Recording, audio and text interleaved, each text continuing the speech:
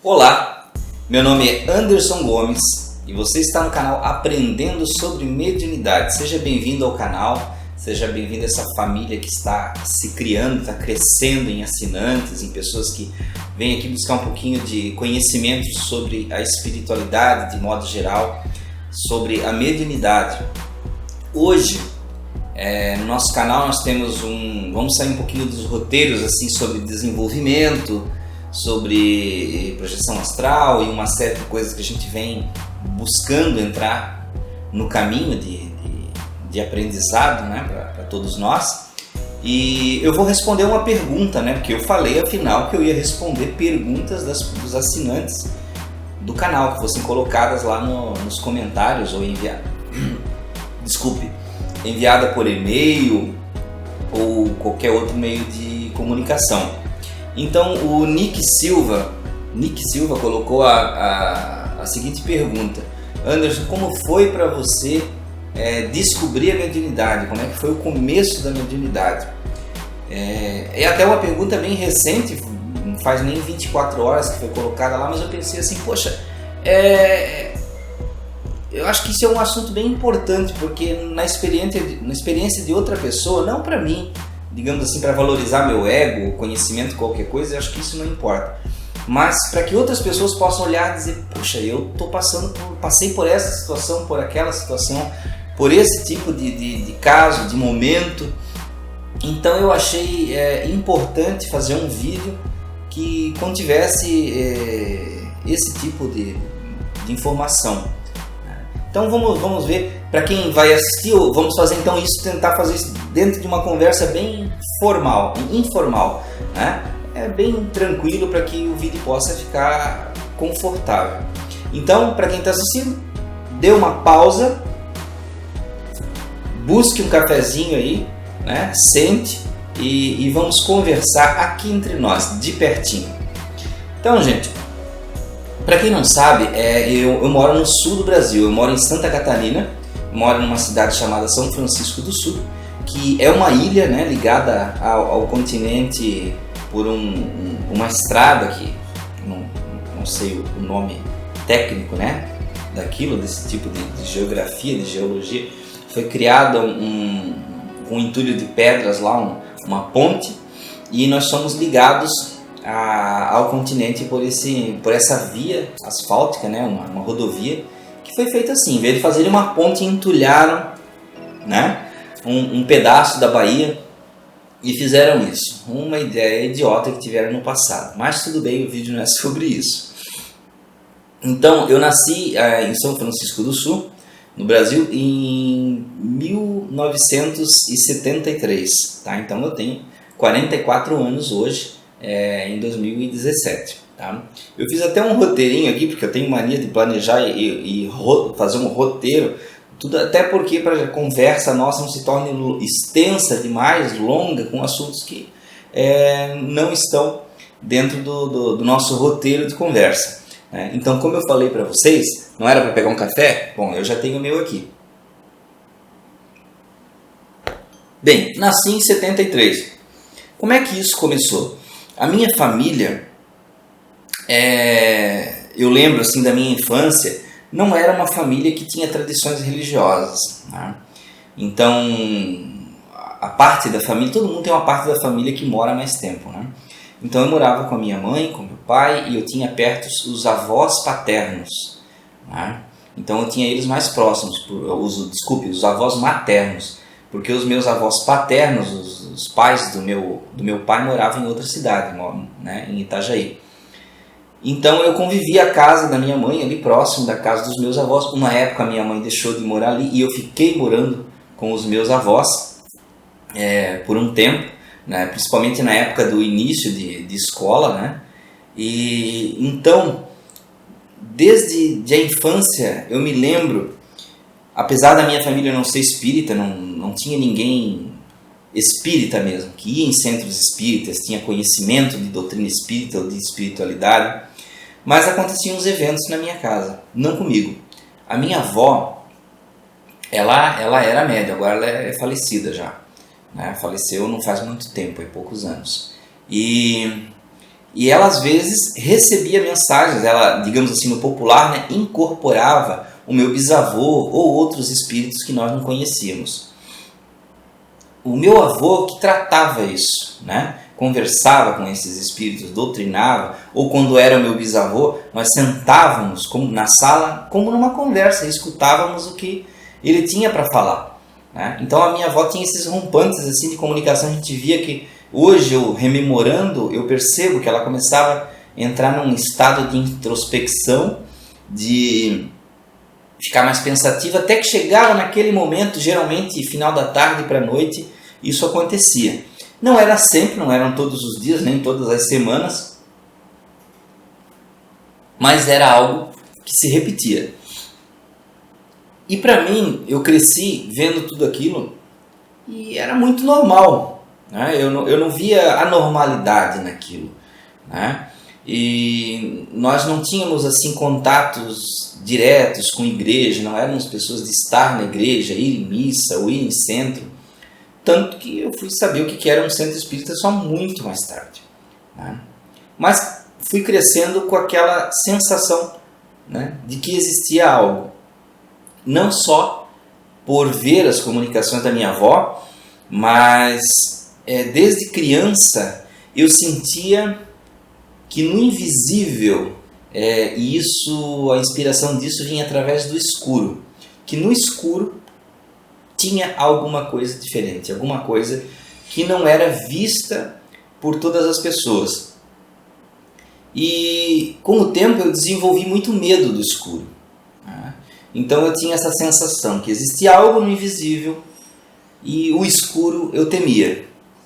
Mas ao mesmo tempo eu sentia uma conexão, eu me sentia conectado à natureza, conectado a alguma coisa que eu não entendia ainda o que era. Bom, eu fui crescendo com aquele medo até... Eu tinha mais ou menos, acho que uns 8 anos, né? Isso em 1981. E desse medo do escuro, um dia, eu me lembro muito bem que eu pensei assim, poxa, eu tenho que resolver esse medo do escuro. Até porque as pessoas me assustavam muito facilmente, né? Usando o escuro, se escondiam, me assustavam. Entre a minha casa e a casa dos meus avós tinha um rancho, porque nós éramos uma família muito simples. Nós éramos uma família assim que nós criávamos galinha, porco, marreco, ganso, tínhamos horta e era muito simples, tanto que na minha época de infância o banheiro nosso era na rua. Era o que as pessoas chamam de latrina, né? Em muitos lugares, aqui a gente chama de patente, mas era um banheiro na rua, distante de casa, né? Uns 100 metros, assim, 70 metros da porta da casa, e uma casinha, como tem gente que fala que é casinha, né? E com um buraco no chão onde você senta ali. Então, não vamos entrar nos detalhes, mas eu estou explicando isso para vocês verem como a família era muito simples, né? Estou criando um quadro na mente de vocês para vocês entenderem. Então chegou um dia, eu falei do rancho, né? Entre a minha casa e a casa do meu avô, que ficava assim, talvez também mais uns 70 metros, tinha um rancho de madeira. Dentro desse rancho a gente guardava lenha, porque nós usávamos fogão a lenha. E um outro rancho anexo tinha um poço.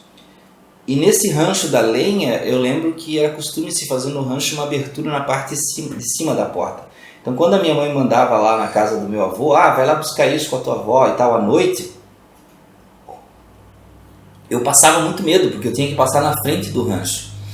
E eu sentia que tinha alguém sentado, olha só, em cima da porta do rancho, que tinha o vão.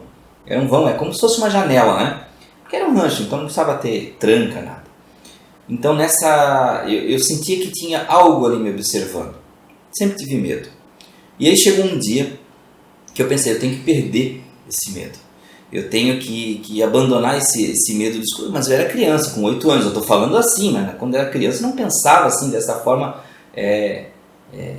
tão meticulosa como eu estou falando aqui, né? Era uma coisa de criança.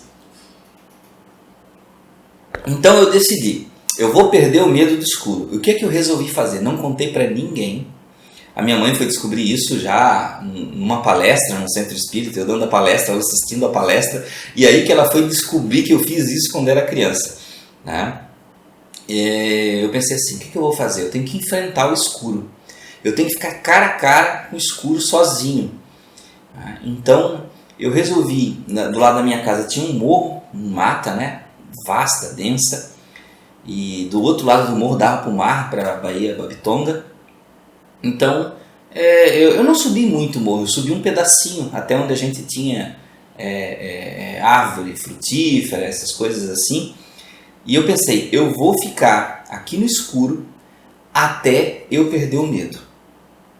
E eu me comprometi comigo mesmo. Então eu subi um pedaço do morro, fui até embaixo de um pé de limão, fiquei em pé lá, fechei os olhos por algum instante, pensei, eu vou perder o medo do escuro. Porque no escuro eu pensei comigo, não tem nada que vá me machucar. E eu fiquei ali. No início me borrei de medo.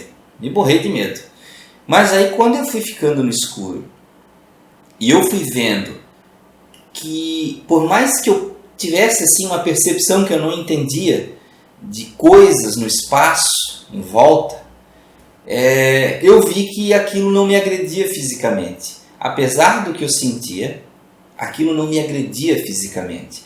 Aquilo não me machucava, né? E a opressão que eu sentia era um sentimento.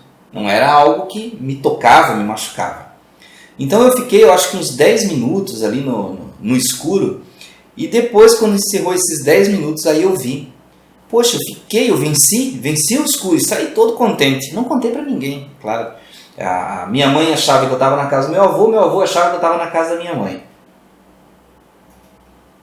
E eu estava embaixo do pé do limão, no escuro à noite. Isso devia ser, talvez, cedo, 8 horas, 9 horas da noite, né?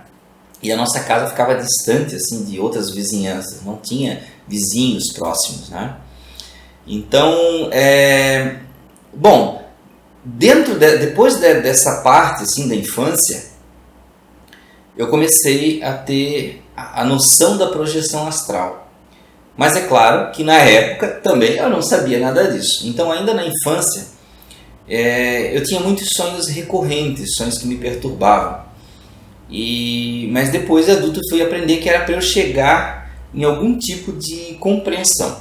Então vocês olhem só como é que a coisa acontece na cabeça de uma criança, né? Por isso que é importante os pais estarem atentos ao que os filhos contam, do que eles sentem, os sonhos dos filhos, o que está se passando, tá? Eu dou aquela famosa olhadinha para o lado, que eu tenho um monitorzinho da câmera e tenho um monitor na tela do computador. E ainda estou gravando o áudio externo aqui.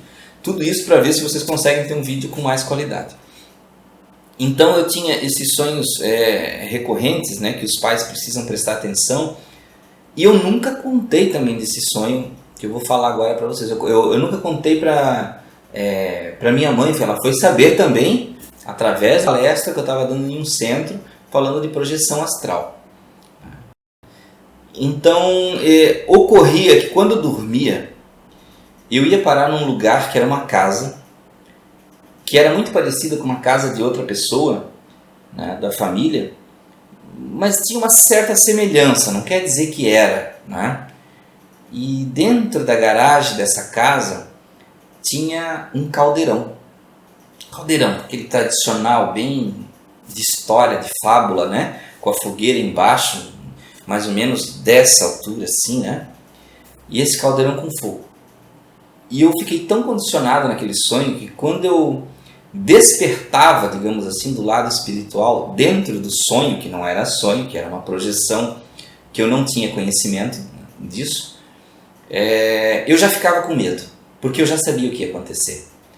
Então aparecia uma bruxa, também daquelas igual de fábula, com chapéu, com nariz com a verruga, com sapato de ponta, com vestido preto, né? E essa bruxa começava a mexer aquele caldeirão. Né? Quando ela me via, ela já dizia: menino, você está aqui de novo. E ela dizia com aquela voz de bruxa mesmo, né? Era cinematográfico o sonho, né? Então ela dizia, menino, você aqui de novo, dessa vez eu vou te colocar dentro do caldeirão. Eu ficava aterrorizado, eu começava a correr e ela corria atrás de mim. Eu corria em volta do caldeirão e dava volta na casa e tentava fugir, mas ela nunca me pegava. Eu acordava, o efeito natural que acontece na projeção, né? O meu corpo gerava adrenalina, né? Essa adrenalina ia para o meu cérebro, para o meu sangue, eu não sei, não sou especialista nisso, né? Mas ela se dispersava no meu corpo e me fazia acordar. E eu acordava com muito medo, né? Então, eu sofrendo daquela situação toda do sonho, um dia eu também me decidi, tomei uma decisão, depois de muito tempo, eu não sei se ficou um ano acontecendo isso, durante essa idade de 9 anos, por aí 10 anos talvez,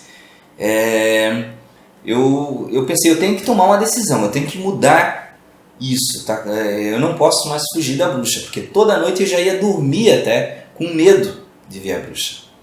Então chegou um dia, eu pensei comigo, eu vou dar o jeito, eu vou enfrentar a bruxa. E olhem, como o propósito, quando você vai dormir pensando num propósito, olha como esse propósito direciona a tua mente na projeção, faz você estar consciente. Quando eu dormi pensando nisso, que eu ia enfrentar. Quando eu dormi, eu acordei. Logo depois, parece que foi muito rápido, eu acordei e eu estava lá, no mesmo lugar. Quando olhei, a bruxa já me viu, me avistou e disse, menino, e eu já estava me aproximando, já fui me aproximando, tomei coragem, né? E fui me aproximando, e eu pensei, eu estou num sonho, e aí eu comecei a pensar, eu estou num sonho que eu consigo comandar, eu consigo fazer o que eu quero nesse sonho. E aí eu olhei para a bruxa e disse para ela, você não vai mais me colocar no caldeirão, porque eu vou te pegar, e se alguém vai para o caldeirão vai ser você. E aí eu comecei, ela regalou os olhos e ficou desesperada, porque ela viu que eu me enchi de força de vontade e eu fui para cima dela. Mesmo com medo, né? Eu pensei, eu vou pegar essa bruxa, eu fui para cima dela. E aconteceu que eu comecei a correr atrás dela e eu me lembro que naquela corrida tudo foi se desvanecendo e eu simplesmente apaguei. E no outro dia eu acordei com a lembrança que eu tinha enfrentado, que eu tinha vencido a bruxa. E daquele dia em diante eu nunca mais sonhei com a bruxa. Nunca mais tive sonhos com a bruxa me perseguindo, querendo me fazer mal, né? Então, e o que aconteceu depois? Eu comecei a ter sonhos que eu tinha noção de que eu sabia o que eu estava fazendo. Eu tinha noção, não, eu estou aqui, estou num sonho, mas poxa, eu posso andar, eu posso ir onde eu quiser. E aí eu comecei a perceber que eu podia voar, né? Que eu podia me levantar do chão. E aí eu voava por cima do mar, eu voava por cima das ilhas, porque aqui a gente tem outras ilhas próximas, né? Por cima das árvores. Não fazia nada de útil, só voava para lá e para cá, voava. E esse tipo de sonho acontece com muita gente. Então isso foi uma parte da minha infância se relacionando com a mediunidade. Mais tarde, mais ou menos em 88, devia ter uns 15 anos, né? Tinha 15 anos, eu deixei até anotado aqui para lembrar, porque eu sou muito ruim com esse negócio de ligar a idade com a data. Mas assim, eu devia ter por volta, se era quando eu tinha 15 anos, era em 88, mas eu devia ter por volta de 15 anos. Eu comecei a ter mais percepção das coisas, né? Notar mais as coisas que aconteciam, e eu também comecei a ter uma projeção recorrente, que era quando eu ia dormir, mas eu acho que isso era um pouco antes dos 15 anos, talvez eu tinha 12, 13. Eu tinha uma projeção que quando eu ia dormir eu começava a escutar um barulho ritmado, era até meio que hipnótico, e eu não sei se era a minha própria respiração, se era a minha pulsação, mas eu comecei a perceber, aí eu dormia, e o que acontecia depois daquele barulho? Eu via uns 3 ou 4 seres entrar onde eu dormia. Nessa época, como na casa da minha avó morava meu tio, minha tia, minha mãe, sempre tinha gente circulando, eu estava dormindo numa parte da sala que tinha uma cama assim. Era uma casa de madeira, a gente tinha uma casa de madeira grande, sabe? Então ficava assim num canto do fundo da sala. Era uma sala grande que tinha uma outra sala de visita assim da casa de madeira e tinha essa sala onde tinha uma cama num canto onde eu dormia. Então eu me lembro que quando eu dormia, esses seres entravam por uma porta que dava acesso para a rua depois da cozinha. E eles, como é que eles eram? Eles eram assim, como é que eu vou explicar? Magrelos, de uma estatura talvez 1,60 m, entre 60 e 70, né? 1,60 m, 1,70 m. Eles tinham membros mais ou menos compridos, dedos assim mais ou menos compridos e finos, né? Eles eram magros, eles não vestiam roupa, eles eram de um cinza muito escuro, tinham olhos grandes, né? E uma cabeça meio alongada assim. Muitos já vão dizer assim, era um ET. Era um ET, eram seres grises, né? Seres cinzas e tudo mais. Pode ser, eu não sei dizer para vocês até hoje o que é. Podia ser espíritos, né? Maus, podiam ser espíritos maus tentando me levar para o astral, para um lugar onde pudesse fazer algum tipo de experimento, de influenciação. Podiam ser seres alienígenas tentando fazer alguma coisa, mas na minha percepção eles não eram bons, na percepção. Então o que eles faziam? Eles me pegavam, cada um pegava no braço e outros iam amparando e me levavam para cima. Eu atravessava o teto de casa e ia muito alto. E de lá do alto eu via minha casa e eu começava a ficar com muito medo, né? E aquele medo fazia eu voltar para o corpo, né? Graças ao medo.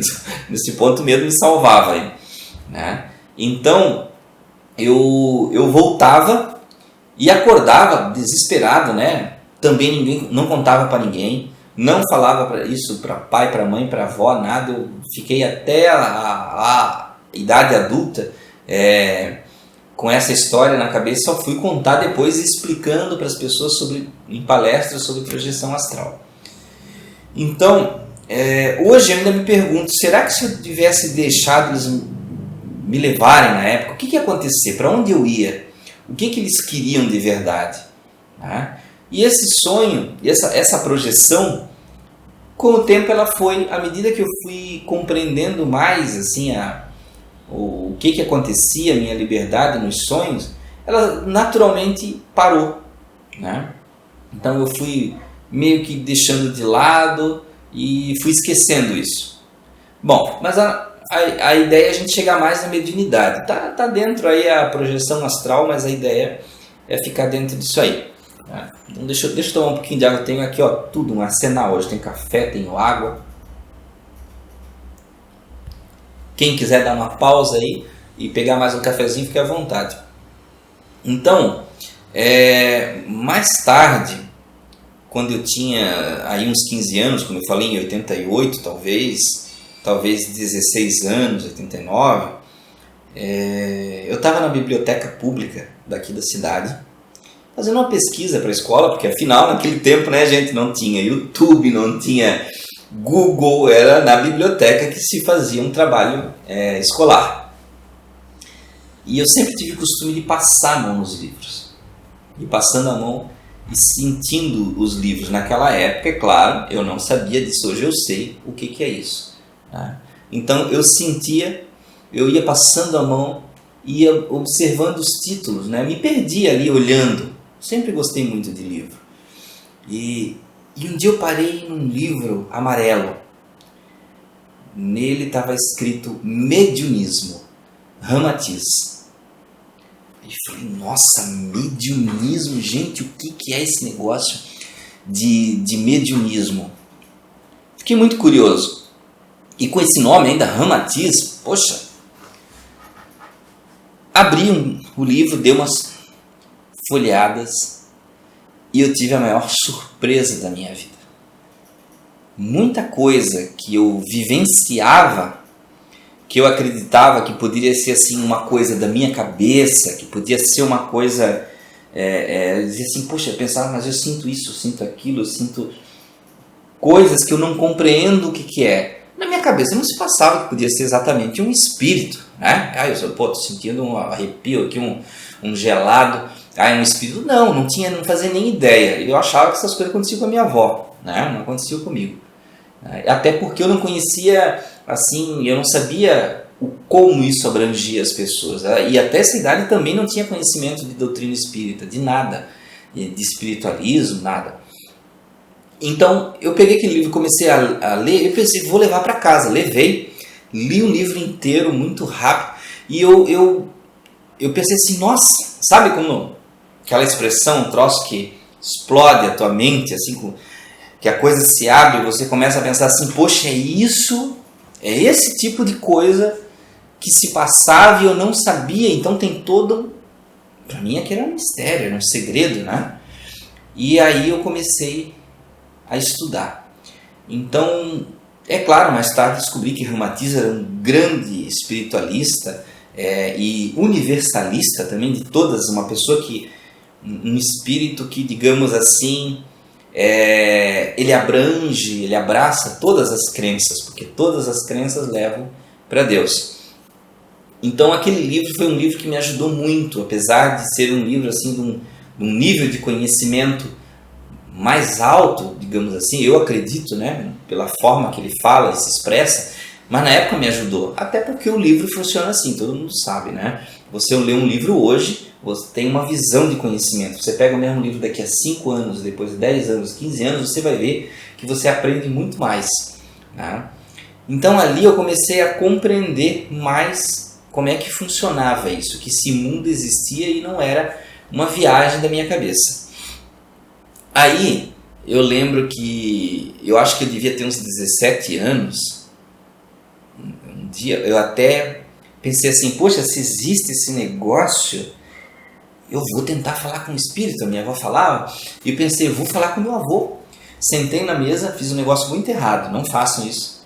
Eu estava na escola, a aula não tinha começado, e eu pensei, vou mentalizar o meu bisavô, porque eu quero falar com ele, né?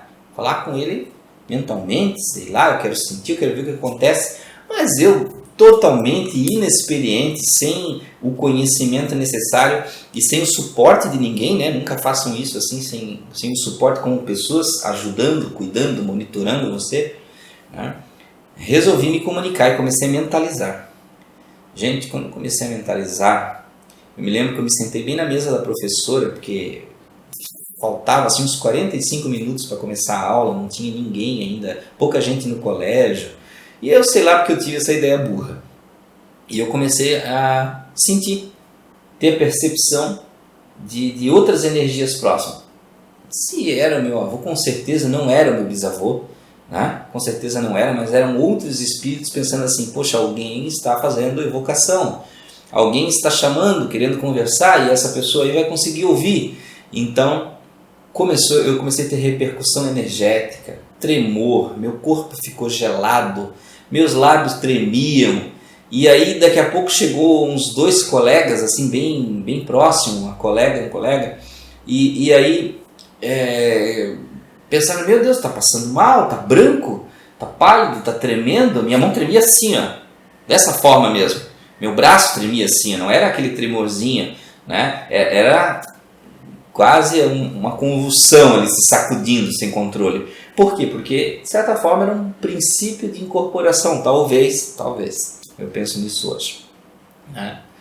Então, não façam isso, né? Não repitam isso, procurem sempre um centro espírita, conhecedor, especializado, com pessoas de confiança, para fazer qualquer experimento mediúnico, né? E antes, é claro, tendo conhecimento e responsabilidade sobre o que você vai fazer. Tá? Não use tábua ouija, não vou fazer em casa com os amigos, não façam isso, tá? Não façam porque é até um desrespeito, você não sabe quem vai vir para falar com você, né?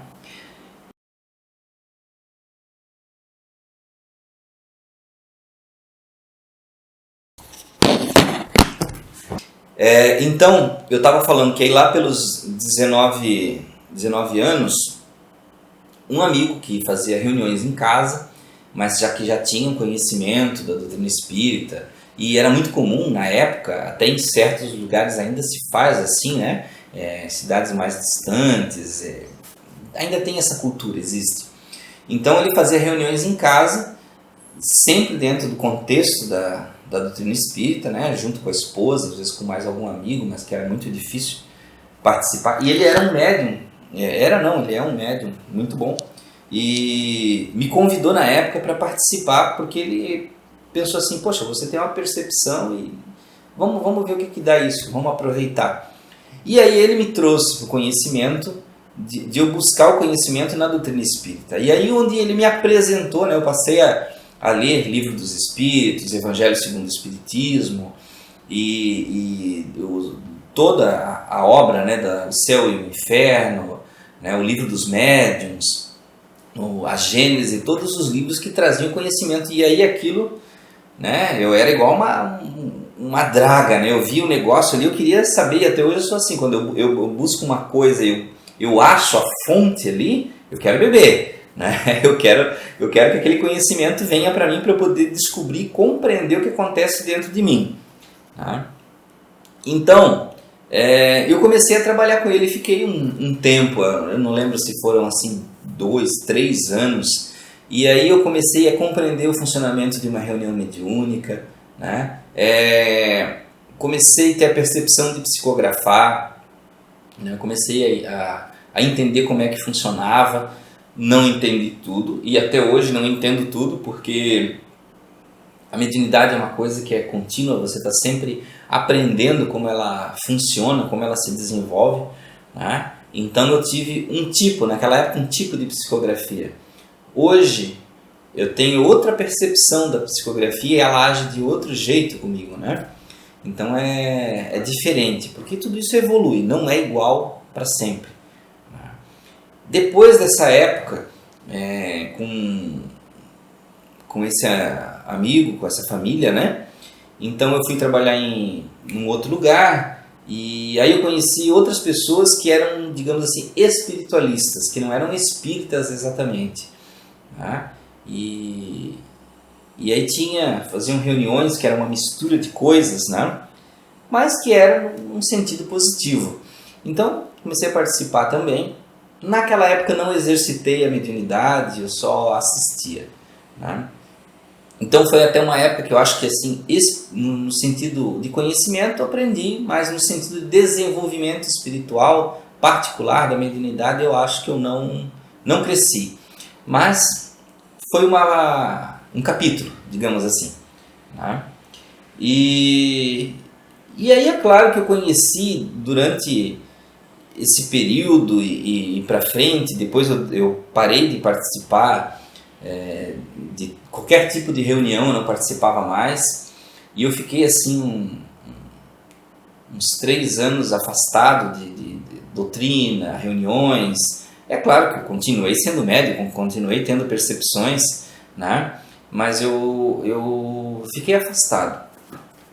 Entre o afastamento e esse outro pessoal que a gente tinha reuniões espiritualistas, eu conheci muitas pessoas diferentes, eu conheci gente de centro de Umbanda, eu conheci pessoas da ufologia, ufologia ligada ao espiritualismo, ufologia ligada a uma série de coisas, e conheci coisas boas, coisas ruins.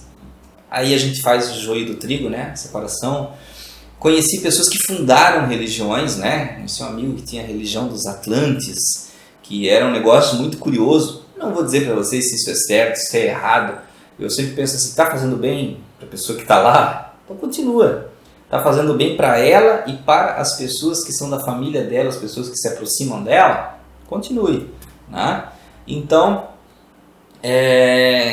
conheci coisas muito diversas e eu acho que isso foi saudável para mim, né?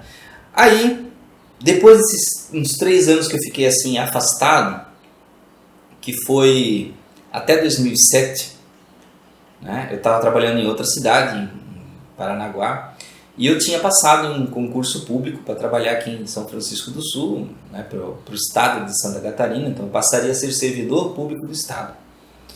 Então isso me propiciou voltar aqui para São Francisco, né? Então eu estava 3 anos fora, eu vinha para cá nos finais de semana, minha esposa ficava aqui, né? Eu, para quem não sabe também, eu morei em São Bento do Sul, em Curitiba, né? Morei em Paranaguá. Então, quando eu voltei, foi uma coisa curiosa, né? Olha como certas coisas no universo são organizadas, a gente não sabe, a gente ignora essas coisas, né? Eu comecei a trabalhar aqui no serviço público e foi muito rápido. Foi uma coisa assim de 1 mês, 2 meses que eu estava aqui.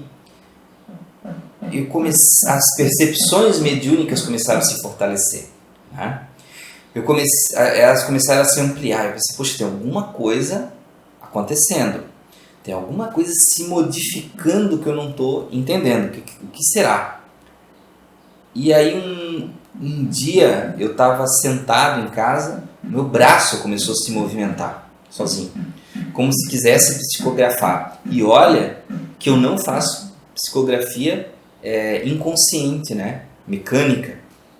Minha psicografia é consciente. E naquela época começou a se... Eu falei, poxa, mas agora o que eu vou fazer? Mas no início não dei bola. Fiquei meio assim, não, daqui a pouco passa, né? Não é que eu estava com má vontade de voltar para espiritualidade, assim, para interagir, mas a gente sempre fica naquela coisa, deixa para amanhã, deixa para depois, né? E aí aconteceu que um dia dormi, né? À noite, fui dormir, e aí eu tive aquela projeção de chegar num lugar que eu não lembro do lugar, não tenho memória do lugar. Na minha frente apareceu um senhor de idade, uma barba branca, comprida, cabelos brancos, né? Uma espécie de uma túnica. Se eu fosse comparar para vocês criar uma imagem mental de quem era esse senhor, é claro que não era no sonho, né? Mas eu diria para vocês que era o mago Gandalf do Senhor dos Anéis. Mas é claro que não era, né? Mas por que a espiritualidade faz isso? Cria imagens que na tua mente criam uma associação boa e um aspecto de respeito. Então, às vezes, os espíritos se aproximam e aparecem com essas formas para que te passar confiança, né? E um respeito, uma seriedade. Então, esse homem que parecia o Gandalf, uma voz forte, ele se aproximou de mim, sempre me olhando, sério, como se fosse um professor, né? Um professor daqueles severo, que chama a atenção do aluno para a realidade, né? Ele chegou perto de mim, olhou assim bem no meu olho e disse: rapaz, quando você vai se mexer? Ele gesticulava sério, né? Ele falava bem, cheio de cerimônia. Quando você vai fazer algo, você pensa que vai ficar parado aí a vida inteira? Faça alguma coisa. Aí eu fiquei... Sabe quando dá aquele momento que você leva um choque assim? Meu Deus, e naquelas palavras dele, estava vindo a impregnação mental do que eu tinha que fazer. Eu tinha que voltar ao estudo da espiritualidade, à mediunidade, o conhecimento, o auxílio, né, da caridade, todas essas coisas. Foi como ele tivesse passado para mim um download do que eu tenho que fazer. Está aqui, meu filho, está aqui a tua tarefa, vai, faz. E aí eu pensei, acordei. Sabe, aí eu acordei assim daquele jeito, meu Deus, agora eu vou ter que tomar alguma providência. E aí foi onde a minha esposa, em contato com outra pessoa, né, me indicou um centro, que em 2007 eu entrei nesse centro. Eu lembro até que eu fui para lá, a senhora que me atendeu, ela olhou para mim e disse: meu filho, a gente já te esperava aqui há muito tempo. Ela não foi mentor dela, foi ela, né? E eu fiquei impressionado. Mas aí eu fui. Como toda pessoa que chega num lugar que não conhece, né? Porque tinham muitas pessoas, era um centro que atendia muita gente, até hoje atende muita gente, né? Eu entrei lá, sentei lá no cantinho da sala, a última cadeira no canto, que eu queria observar, né? Quando eu sentei ali e a reunião começou, as pessoas começaram a palestrar, ler evangelho, veio um espírito, né? Uma consciência, bateu no meu ombro assim: seja bem-vindo, meu amigo, que bom que você chegou, nós estávamos lhe esperando há tempo, agora vamos trabalhar, temos muita coisa para fazer. Quando ele falou aquilo, gente, eu fico até, eu lembro disso, já me bate a emoção. Então, ali eu desabei, gente. Desabei, sozinho naquele canto com pessoas do meu lado, na frente. Eu desabei a chorar ali, não quietinho, né? No meu cantinho, chorei ali. Agradeci e aceitei, né?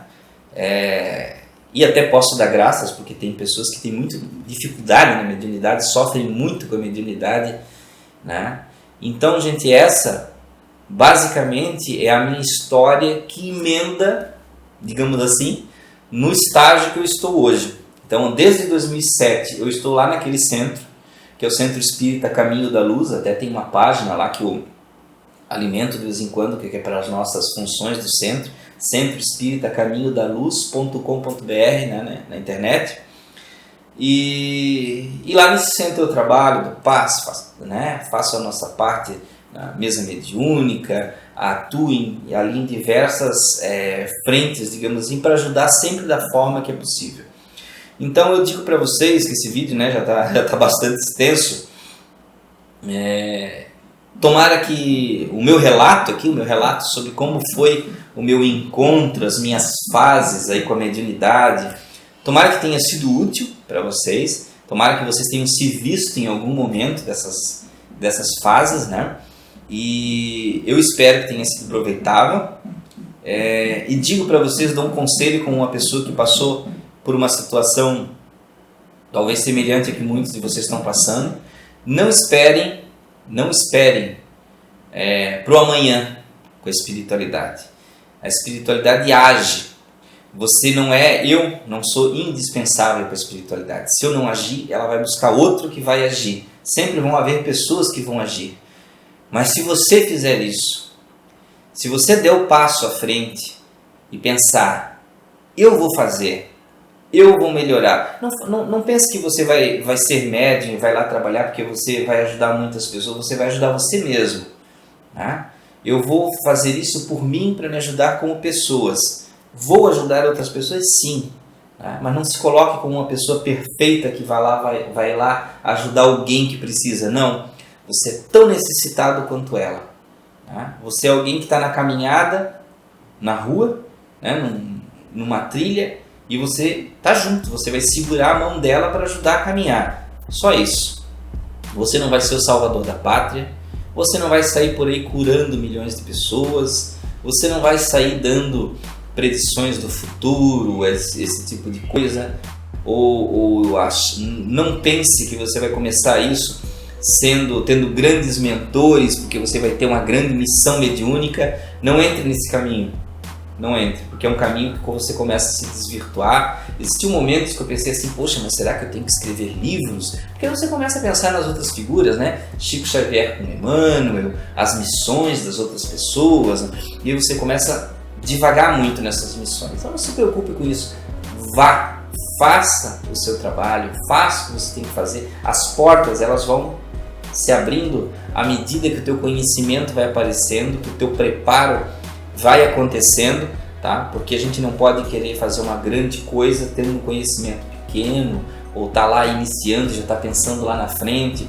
Vá passo a passo, vá na simplicidade, seja a pessoa que auxilia, né? Não vá para o centro achando que no centro espírita, achando assim, eu vou chegar lá, vou ser o grande médium. Não, vá lá, meu amigo, vá ao chão do centro espírita, ajude as pessoas a limpar, né? Ajude a cuidar do jardim do centro espírita, atenda as pessoas, dê um copo de água, dê um abraço.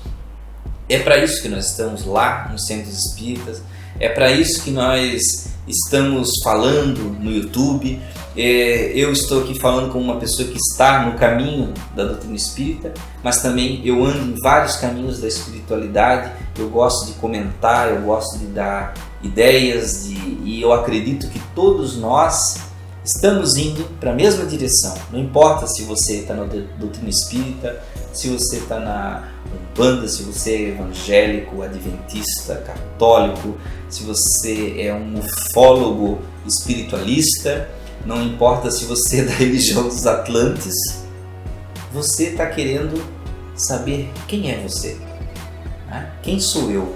O que eu faço aqui? Para onde eu vou? Quem é o meu Criador? É isso que nós queremos, nos encaminhar e nos ajudar. Então, muito obrigado, gente, por ter assistido esse vídeo super longo. Tá? Sejam sempre bem-vindos ao canal, curtam o vídeo se vocês gostaram, se inscrevam no canal, tá? E estejam sempre voltando aqui. E obrigado ao Nick lá pela pergunta, né, que originou esse vídeo. Quem tiver perguntas, fique à vontade para deixar. Muito obrigado, até a próxima!